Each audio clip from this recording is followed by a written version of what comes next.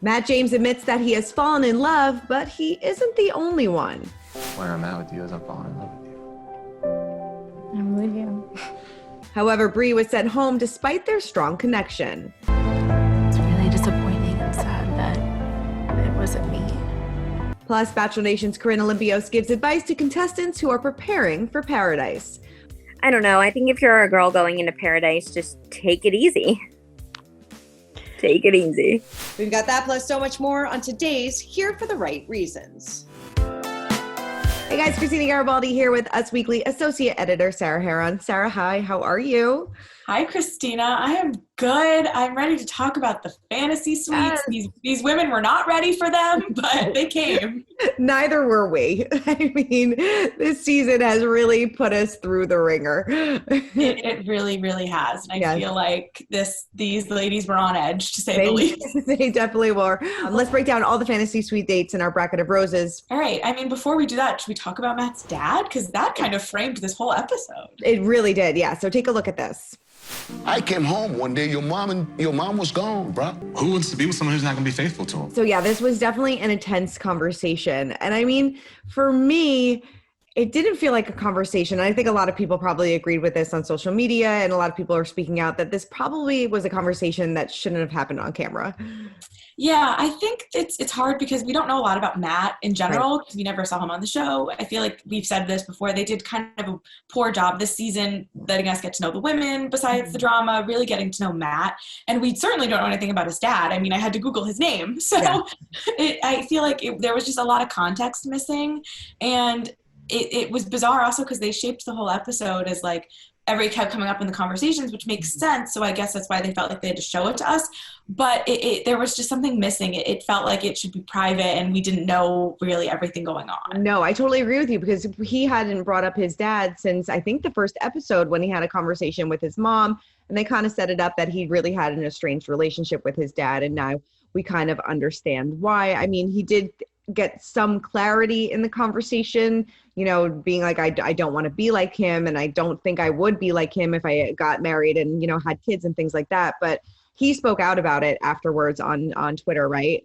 Yes, he tweeted, "Tonight's convo with my dad was hard to experience, just as it is hard to watch all this time later, especially knowing the world is watching with me. I just wanted to say that too often we see dangerous stereotypes and negative depictions of Black fathers in media, and they have consequences when presented without context. And all I hope is that people watch the conversation with nuanced care and also an understanding that there's a real systematic issues at play. I am so proud of myself for being vulnerable, and I'm so proud of my mother. I wouldn't be who I am without my father. That's a fact." Yeah. I mean, I do kind of agree with that. And that's kind of what we said, that this was kind of shown to us without context. Yeah. And I think that's probably what is so alarming about it. And I know Rachel Lindsay, she spoke out about it on a podcast as well. And, you know, she was kind of echoing the same things that Matt said. So definitely a lot to unpack there.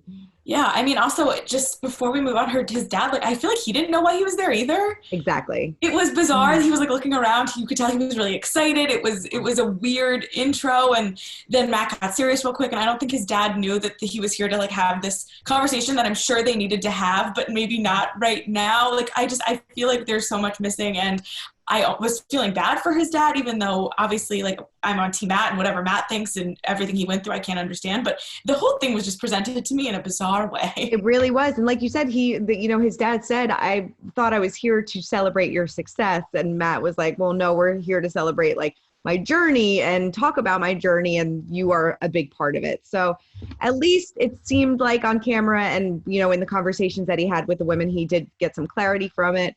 And, you know, like we said, it kind of shaped the entire episode and their conversation. So let's break down each and every date and kick it off with Michelle. Do we think that they have the strongest connection? We've talked about it before. I love Michelle. I think she's fantastic. I love Michelle too. I think she's too good for the show. I think she's a genuine person. And I mean, it said it all, not to jump ahead, but like every single girl was saying, "I love you." And he was like saying thank you or kissing them. And with Rachel, he was saying it back. So more so than ever, we're not even trying to hide the, like, how much he's into Rachel. And it just made it really hard to watch these other dates because it just made me mad. Because I'm like, no, like, Michelle, give her a chance. I know you can't force it, but I wanted him to. I know. I wanted him to say I love you so bad to Michelle. I'm like, just say it back, please. And, they had a really intimate date, which we'll talk about a little later, which got a little uncomfortable. But yeah, it seemed like, they get along really well. She was late to the game, so to speak. And so they didn't have as many weeks to kind of form that connection. Maybe that's why he didn't feel as strongly for her as he does for Rachael. And, like you said, she is the only one that he has said that he has fallen in love with. This is like the classic thing. He's going to give that line, I'm just predicting next week, of like, I want it to be you, but it's not you. Like that rom-com line. Like, it would be easier if it was you. We'd have a great life, but like my heart's with someone else. And then if they're still together or whatever, but I feel like if they're not, it's going to be like just go back and it's like, but it can be her. Right. It can be her.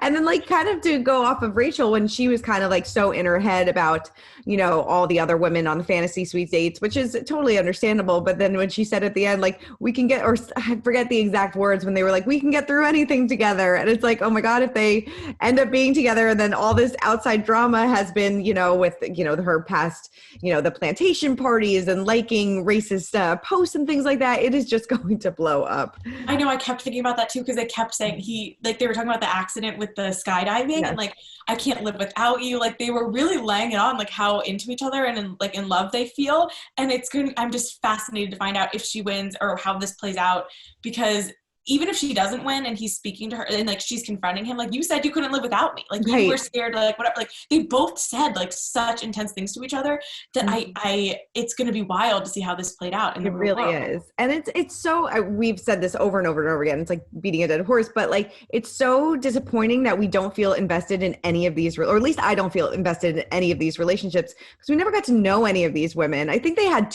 I think Chris Harrison said in the episode that they eventually had 38 women kind of vying for Matt's heart. Like that is way too many. Like we didn't need all that. And I just, even if like he ends up with any of these women, I don't really care. Like, and that's so sad to say. Like, I of course I would want them to like have love and have a relationship, but I don't really feel like I'm invested in these relationships at all. I think it's a combination of everything that's happened outside overshadowing the season. So it's really hard to talk about or think about the show without things we've heard or seen on the internet. Plus the editing of it we've talked about that nonstop, that it's been like bizarre with so much emphasis on the drama and not enough getting to know Matt or the women. So, but putting those together, that's why we feel so disconnected. Like I also feel like the season has been airing for 1,000 weeks and it's wild, but we have to talk about Bri because I love her. And I love her too. I do too. I feel like I was actually pretty shocked that she went home. I felt like Rachael was going to get into the final two because obviously he said that he loved her, but it was a toss up between her and Michelle. But then I guess we have to realize that like Bri got the worst fantasy suite date. So maybe that's why she went home. It's like, obviously I knew they weren't going to sleep in the tent, but then I remember that Ivan and Tayshia had to sleep in like a trailer. And I was like, you know what? Maybe they will make them sleep in this tent because all bets have been off in these one location Bachelor seasons. Yes, I know. I was like, oh, poor thing. Everybody else got these spa days, this ghost pottery painting class, and she gets to pitch a tent. Wildly confusing. But sometimes the dates that are maybe not so much on this season, but a lot of times the dates maybe that are the most normal, like bond them and make you think like, okay, in real life, this could be something we're doing with our kids. On this season, I feel like it's been the opposite, like the over the top dates. I feel like Matt, because he's never been on the show before and his contestants are all really young, like they've all kind of fallen in Bachelor lust. They've all taken the bait, which I don't blame them because that's what the show is designed to do for us watching and for them in it. But I feel like more so than ever, they're like really all in and they're having a hard time remembering that this is television show. Right, totally. All right, well, there is definitely a chance that we will see Bri and a few of the other ladies from this season on Bachelor in Paradise. Oh, give me Paradise, give it to me soon. But of course I caught up with someone who spent a little bit of time on the beach, had quite the controversial ending, but knows a little thing about being the favorite going into the season. Everyone knows you're going to be in Paradise, and that is of course Corrine Olympios from Nick Viall's season of Bachelor. And this is what she told me about Paradise and her tips for the contestants from this season. I have to ask you, obviously, your Paradise stint was short, but you were also kind of set up to be like the Paradise person. Like from the second you were airing, everyone was like, oh, Paradise, Corrine. What advice or tips would you give girls that are going into that seat, to that environment and the transition and everything like that? Oh God. I don't know. I think if you're a girl going into Paradise, just take it easy. Take it easy. Would that be your advice to give to the contestants coming up above you, to pick and choose what you're putting your time and energy into? Don't get swept up and become blind to what's really going on for your life, because it's your life. You gotta do what's good for your life. Mm-hmm. So learn when to say no, and know when to say no. You know, this was Fantasy Suite week. And when we saw you on Nick's season a few years ago, you left right before then. So can you try to take me back to what the Fantasy Suite of it all, or is that something a contestant is thinking about in the beginning? Were you relieved you were sent home? Like, can you take me back to that place?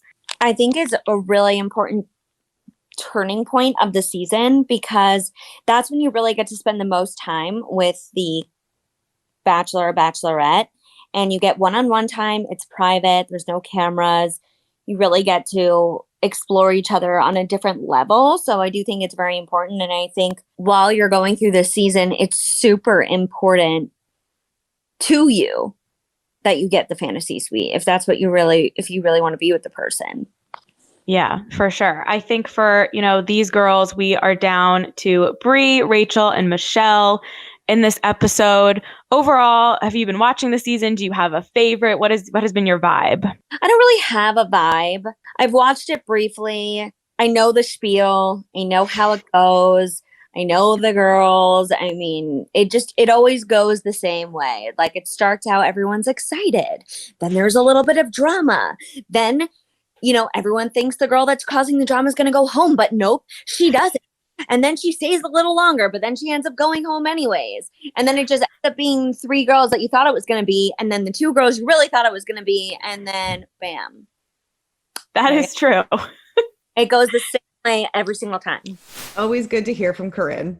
I mean, a classic. Seriously. All right, well, let's move on to our cringe of the week. Oh my God. I mean, well, it might be hard for these ladies to, have watched each other come in and out of the fantasy suites, but for us, we had to watch them, spread butter on each other, and that was too much for me. Totally. Yes, this definitely was an interesting date. The butter me up. the butter, the milk.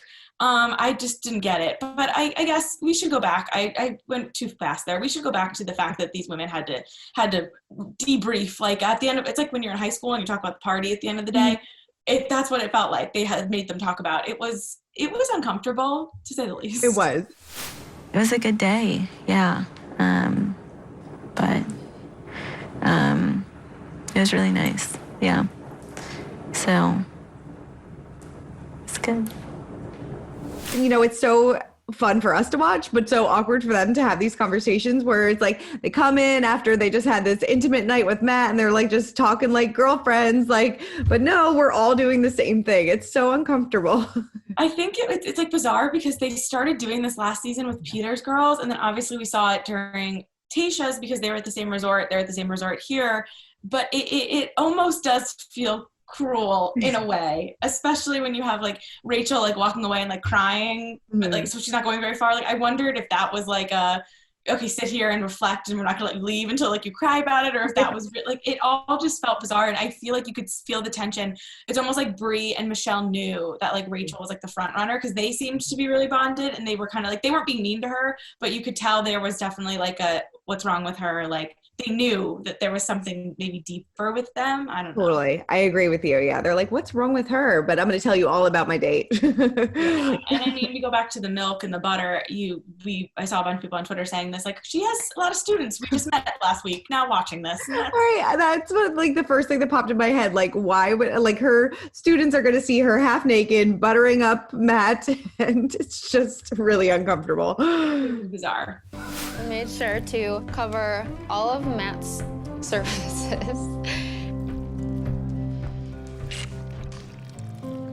How do you not grow closer after smearing butter over somebody? All right, well, moving on to our Where Are They Now segment, we thought it would be fun to take a look back at some of the other Bachelor contestants who finished third and what they are up to now. Yes, it's an interesting spot, that third place, because you did the hometowns, you did the overnight, and I was talking about this yesterday. The overnights used to be, a lot of the time they sent home the third person before they did the off-camera time. And the last couple of years, I don't know when it changed, but now it seems like every woman, whatever they do behind closed doors, who knows, but every woman gets a chance, or every guy gets, whichever season gets a chance. And they used to, I feel like, always send home the third person. I feel like that way too, but the past couple seasons, they've been sticking it through the end. And yes, of course, last year, Peter, we had Victoria Fuller. She was quite the controversial cast of characters with her, and we saw her date Chris Soules all summer. They dated all summer, which was totally random. She flew out to, where does he live, in Idaho? And Iowa. So Iowa, but they split last September after a few months of dating, but it was a hot summer romance, I guess. And that was a real plot twist. It really was. And then moving on to Colton Underwood's season, of course, he technically sent home Hannah G and Tayshia at the same time, so we'll count them both in third place, but they both still found love in Bachelor Nation. Hannah is, of course, engaged to Dylan, who she met on Bachelor in Paradise. And, of course, Tayshia was our Bachelorette last season, and she's engaged to Zach. So they're still going strong, and it seems like third place is a good place to be. Totally. It's funny. I talked to Blac on the Bachelor Us Weekly podcast last week all about Paradise, and he was involved in that love triangle with Tayshia and Hannah G and Christina and Kaylin and everyone else basically on the beach, and he was saying, no regrets because everyone's happy but him. He's like, everyone else ended up in a good spot, so I guess they should thank me. He was kidding, but it was just an interesting note. I feel like there's a lot of girls who end up in the Bachelor drama and then they end up finding their person, so it's worth it in the long run, where some of the guys, maybe it doesn't always work out. Totally doesn't always work out. But of course, we talk about Nick Viall's season, and we constantly go back to Rachel Lindsay because she's super outspoken and she's got about 1,000 podcasts and jobs, which is awesome for her. And we know she finished in third also, and they immediately whisked her off to start being the Bachelorette. Yes. And she is, happy with Brian and doing well. And like you said, 1 million jobs. I don't know how the girl sleeps. So she's doing it all. I certainly do not either. But third place, wow, it's kind of the sweet spot. It really is. The Bachelorette conversation of who they're going to pick, because there's all these rumors about Kody, but why would we go back to 10th place? I don't get it. I don't get it either. I'm like, if Michelle does not, win it at the end, I think that she would be a perfect Bachelorette. I don't really even we spoke last week about Kody on the Women Tell All. I wasn't really wow, I need to know more about her after this. I'm not really invested. We haven't seen her in weeks. Me either. I feel like Hannah Brown was the most recent example of not a top 5, but she was at least top 6, which would be an Abigail of it all. And I know these women aren't rated based on actually I say top 10 just because it's how long ago. We haven't seen Kody on the show in so long. And if we're trying to get invested, I feel like if the formula that works is the heartbreak, go into your redemption. Totally. 100%. I couldn't agree with you more. Well, we'll have to wait and see what the Bachelor producers have for the Bachelorette, because it's going to have to start shooting soon. But like you said, there's so much drama behind the scenes. We have no idea what the Bachelorette season is going to look like. No, we do not. But next week we finally get answers about everything that's going on. They also didn't even tease this very well. It's going to be a 3-hour event. Where was our after the final rose teaser? Right. Where is anything? We need some answers, and we're going to get them next week. And of course, we're going to recap it all right here on Here for the Right Reasons. Make sure you listen to Sarah's podcast, Here for the Right Reasons, because you have a great conversation with Corrine. Yes. Thank you. Definitely. All right. We'll check back every Tuesday on Us Weekly's YouTube channel, and we will see you guys next week. Bye. Bye.